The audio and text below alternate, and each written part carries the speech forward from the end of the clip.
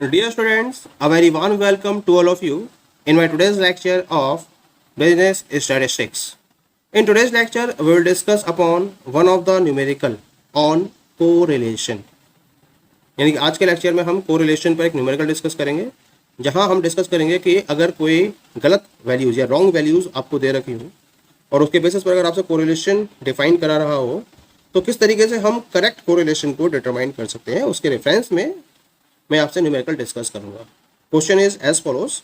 A computer while calculating the correlation coefficient between two variables x and y from 25 pairs of observations obtained the following results. तो यहाँ एक computer ने जब correlation coefficient को calculate किया दो variables x और वाई के बीच में, जिसके 25 पेयर्स ऑफ ऑब्जर्वेशंस लिए गए थे, तो ये रिजल्ट्स हमें ऑब्टेन हुए थे. क्या क्या रिजल्ट्स हैं? n is equal to 25 summation x total of the observations of variable x 125, total of the square of the observations of x summation x square 650, summation y 100, summation y square 460 and summation xy is equal to 508. ये data हमें obtain हुआ. आगे क्या दे रखा है question में? It was however discovered at the time of checking that he had copied down two pairs as x और y 6 8 x by 14 6. तो ये दो पेयर्स हैं एक्स और वाई के जो इसके द्वारा कॉपी किए गए थे, बट एक्चुअल में जो करेक्ट वैल्यूज थी वो थी 8 6 एक्स के रेफरेंस में और 12 8 वाई के रेफरेंस में. ठीक है, अब आपको करना क्या है? यहाँ आपको correct value of coefficient of correlation की ऑब्टेन करनी है. ठीक है, तो करेक्ट वैल्यू मुझे ऑब्टेन करनी है कोरिलेशन कोएफिशिएंट की, तो इसके लिए मुझे सारी वैल्यूज को करेक्ट करना पड़ेगा. करेक्ट समेशन एक्स ऑब्टेन करना पड़ेगा, correct summation x square obtain करना पड़ेगा, correct summation y, correct summation y square और करेक्ट समेशन एक्स वाई. तब जाकर मैं क्या कर सकता हूँ? करेक्ट कोरिलेशन कोएफिशिएंट को डिटरमाइन कर सकता हूँ. तो पहले तो हम बात करेंगे करेक्ट समेशन एक्स की. ठीक है, तो correct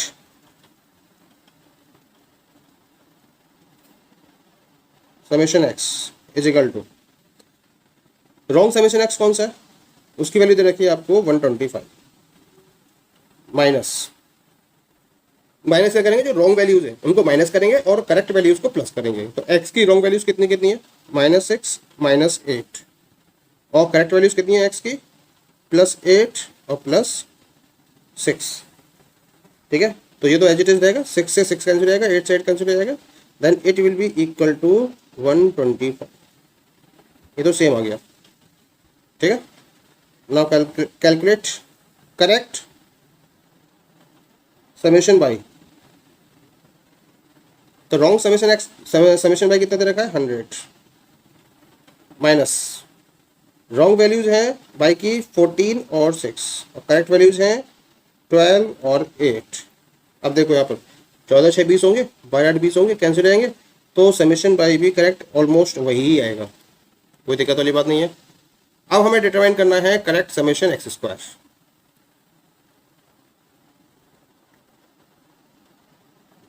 correct summation x square, तो 650 दे रखा है रॉन्ग एक्स स्क्वायर. अब इसमें से जो रॉन्ग वैल्यूज है उनका स्क्वायर माइनस करेंगे हम एक्स के रेफरेंस में. तो 6 का स्क्वायर, ठीक है, और माइनस 8 का स्क्वायर. ऐसे इसी तरह से प्लस होगा आपका 8 का स्क्वायर और प्लस होगा 6 का स्क्वायर. ठीक है, तो ये तो एज इट इज आएगा. 6 स्क्वायर से 6 स्क्वायर कैंसिल हो जाएगा, 8 स्क्वायर से 8 स्क्वायर कैंसिल हो जाएगा, तो ये तो एज इट इज 650 ही आ जाएगा. कोई दिक्कत नहीं है. अब हम निकालेंगे करेक्ट समेशन बाई स्क्वायर. तो रॉन्ग समेशन बाई स्क्वायर कितने दे रखा है? 460 माइनस करेंगे जो रॉन्ग बाई है उनके स्क्वायर की वैल्यूज को. तो 14 का स्क्वायर माइनस 6 का स्क्वायर और प्लस करेंगे 12 का स्क्वायर और प्लस करेंगे 8 का स्क्वायर. ठीक है, कैलकुलेशन कर लीजिए इसकी. 14 का स्क्वायर आएगा 196, 6 का स्क्वायर 36, 12 का स्क्वायर 144, 8 का स्क्वायर 64. ठीक है, 460. ये आप कैलकुलेशन करेंगे यहाँ पर, तो ये 96 और 36, 190 30, 220, 226, 232, और प्लस हो जाएगा ये 144 और 60 40 60 200 208। ठीक है,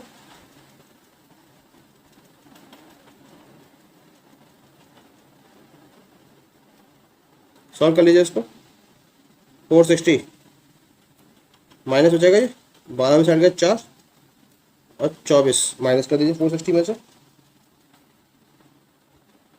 24 का 32। जब 460 में से माइनस करेंगे 10 में से आ गया 6 और 5 में से 2 गया 3 436। The value will be 436। Clear हो गया? तक हमें कोई दिक्कत नहीं आगे। अब आगे एक वैल्यू रह गई हमारे करेक्ट समेशन एक्स वाई। तो करेक्ट समेशन एक्स वाई के लिए रॉन्ग समेशन एक्स वाई कितने दे रखा है? That is given you 508 minus. अब एक्स वाई की वैल्यू को मल्टीप्लाई करके माइनस करना है इसमें से। तो ये पहले वाले में तो होगा आपका 6 गुणा 14, देखिए यहाँ पर 6 इंटू 14 14 का 84। तो मैं सीधे 84 माइनस कर दूँ, कोई दिक्कत वाली बात नहीं है। और माइनस होगा 8 6 48 और प्लस होगा 12 8 96 और प्लस होगा 8 6 48। तो जो 48 है तो ये 48 कट जाएगा, तो ये प्लस का है ये माइनस का है। कितना हो जाएगा?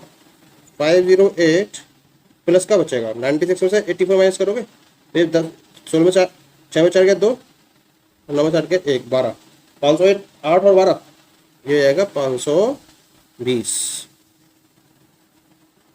कितना गया ये? आ गया आपके पास 520। यहाँ तक तो क्लियर हो गया।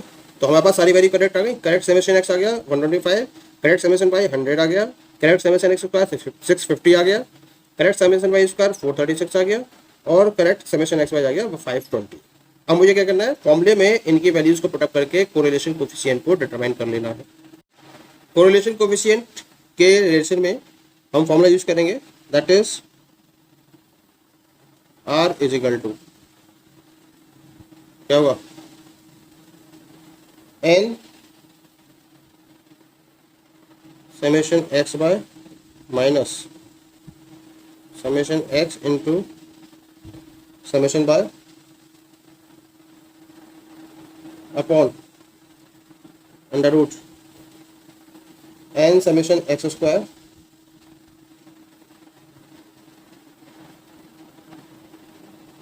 माइनस समेशन एक्स का whole square into under root n summation y square minus summation y का होल स्क्वायर। तो ये फॉर्मूला हमारे द्वारा यूज किया जाएगा for finding the value of correlation coefficient. अब जो करेक्ट वैल्यूज हैं वो सारी यहाँ नोट कर दिए। n का मतलब है टोटल कितने ऑब्जर्वेशन आपके पास? टोटल है 25, तो n की वैल्यू तो 25 होगा यहाँ पर into correct summation x y वो हमने निकाला था कितना? 520 minus summation x into summation y. तो summation x into summation y, summation x निकाला था हमने करेक्ट वाला that is 125 into summation y निकाला था हमने करेक्ट वाला दैट इज 100। ठीक है, अपॉन अंडर रूट एन का मतलब हो जाएगा 25 into summation x square. Summation x square निकाला था हमने करेक्ट वाला that is 650 minus summation x 125 इसका होल स्क्वायर इंटू रूट चलेगा n summation y square, n के अंदर 25 समेशन बाई स्क्वायर हमने निकाला था करेक्ट वाला that was equal to 436 minus summation y का होल स्क्वायर, समेशन बाई हमने निकाला था दैट वाज इक्वल टू 100, तो 100 का होल स्क्वायर। ठीक है, यहाँ तो कोई दिक्कत नहीं है। आप मल्टीप्लाई कर दीजिए यहाँ पर है ना, 25 की करेंगे तो 25 0 25 दूनी 50 5 25 25 125 और 5 130 25 0 भाई 25 5 125 12,500 और 25 50 500 13 जाएंगे पूरे पूरे माइनस ये आएगा 12,500 डिवाइड बाय अंडर रूट ये मल्टीप्लाई करेंगे 25 की 650 से तो ये आएगा 25 5 125 का 5 12 25 का 150 150 150 160 162 16250 25 0 25 5 125 का 5 12 आ गए 25 का 150 और 12 162 सही है। 125 का स्क्वायर निकालेंगे तो 5 पंजे तो जाएगा 25 और 12 के कर देंगे 13 से मल्टीप्लाई, तो 12 था 120, 120 और 12 132।